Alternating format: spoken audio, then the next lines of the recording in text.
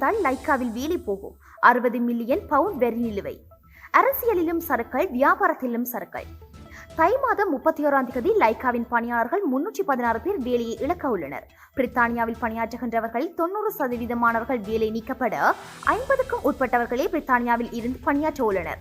2022 Lyca நிறுவனம் 24 million பவுண்ட்கள் நட்டமடைந்ததாக கணக்கியல் கோவைகள் தெரிவிக்கின்றது. அத்தோடு கடந்த ஆண்டு பிரான்ஸ் நீதிமன்றம் லைக்கா மொபைல் 8000 பவுண்ட்களுக்கு அதிகமான தொகை வரி செலுத்த வேண்டும் என உத்தரவிட்டிருந்தது. அத்துடன் லைக்கா மொபைல் நிதி மோசடிகளில் ஈடுபட்டதாகவும் குற்றம் சாட்டியிருந்தது. மேலும் பிரித்தானிய நீதிமன்றம் லைக்கா மொபைல் நிறுவனம் 51 மில்லியன் பவுண்ட்களை வரி செலுத்த வேண்டும் என்பதை உறுதிப்படுத்தி அண்மையில் தீர்ப்பளித்திருந்தது. லைக்கா சுபாஸ்கரனும் லிஃபரா பாஸ்கரனும் 2000 ஆண்டுகளில் தொலைபேசி அட்டை விநியோகத்தில் போட்டியாக வளர்ந்தவர்கள். இவர்களுக்கு கீழ் இயங்கியவர்கள் மற்றவர்களது தொலைபேசி அட்டை விற்பவர்களை தாக்குவது போன்ற சம்பவங்கள் இடம்பெற்றுள்ளது. இவ்வாறான ஒரு சம்பவத்தில் லிஃபரா நிறுவனத்தில் பணியாற்றிய மார்க்கண்டு வசீகரன் மிக கடுமையாக தாக்கப்பட்டார். அன்று 2008 அவர் தேசம் நெற்றை அணுகியதால் இச்செய்தி எமது சகோதர பத்திரிகையான லண்டன் குரலில் வெளியிடப்பட்டு வசீகரனுக்கு நட்ட ஈட்டையும் இரு நிறுவனங்களும் வழங்கியது.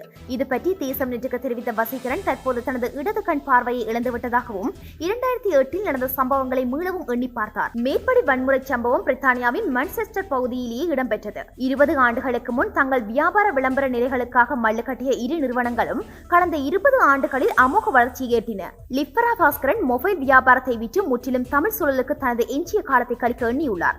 விடுதலை புலிகளால் நடத்தப்பட்ட ஐபிசி ஊடகத்தை பொறுப்பேற்ற பாஸ்கரன் ஒரு முதலமைச்சர் கனவோடு இயங்கி வருகின்றார். இவரது கனவை குலைத்து வரும் எம் ஏ சுமந்திரனை ஐபிசி பாஸ்கரன் முழு பலம் கொண்டு ஓரம் கட்ட முனைந்து அதில் ஓரளவு வெற்றியும் கண்டார். எம் ஏ சுமந்திரனை தமிழ் தேச துரோகியாக்கியதில் பாஸ்கரனின் பங்கு அளப்பரியது. ஆனாலும் ஐபிசி பாஸ்கரன் எதிர்பார்த்தது போல் தமிழரசு கட்சியை தன் பண ஊடக பலத்தை கொண்டு தோற்கடிக்க முடியவில்லை.